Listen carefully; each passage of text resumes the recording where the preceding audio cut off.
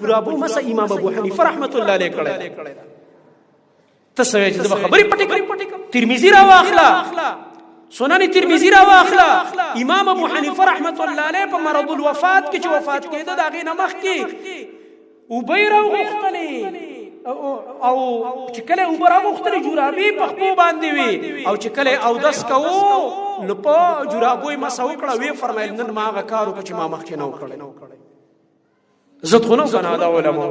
مطلب که مخکې خلاف هم کړی اوس زما ذهن کلیر شي ردی باندې مسا جایز په دې اتفاق دی صرف دا خبره خو کې دوی جوړی کړی دا خو احناف علماء منیش په جرابو مسا کې خو دې نه داسې جرابه به او دومره مزل به کې او داسې جرابه به او داسې جرابه دا داسې جرابه او داسې جرابه په حدیث کې نه حدیث جرابه نو تا خبره مشکله کړی د دې امت ولی چې نبی علیہ السلام او صحابه په جرابو باندې مسو کړه او نبی صلی الله علیه وسلم د دې اجازه ورکړه او ته چې نه دا جرابه خو چرته په مارکیټ کې مو ولا کته ته چې کوم یاد نو مطلب دا دی چې په دین کې داسې یو خبره راغله چې امت په عمل نشي کولای نو بیا رخصت دی د مصیبت دی دا جرابه باندې مسه رخصت او مصیبت تاسو ته تاسو کوم زینونه کلیر کوي دا رخصت او مصیبت نو تاسو دې مصیبت جوړ کومولای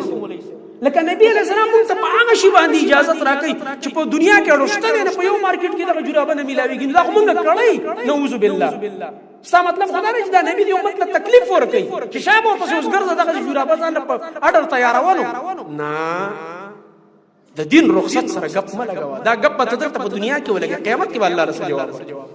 او ډرامي دي جوړې کړې او کله یو سکه او کله بل سکه او دا استاد پتی دي خپل کې په بل لګوي هغه په سیموز نه کیږي بل هغه په سیموز نه کیږي بل هغه په سیموز نه کیږي مونږ وایو چې مسلمان دی او کلمې ویلې او عقیده توحید د مونږ زموږ په سیموز کیږي مونږ پتا په سیموز کوو چې ته صحیح مونږ کې او سوره فاتحه در پسې ویلې شو او دا خپل تعدیل الارکان دی برابر او رکوع سجده دی برابر او مونږ خپل هغه تسبیحات ویلې شو مونږ در پسې مونږ کوو قلاری ته لګیا او سم باندې فتوی ورکوا چې هغه پسې نه کیږي او د پسې نه کیږي دا فرقه واریت دا لانجې دی خلکو جوړ کړی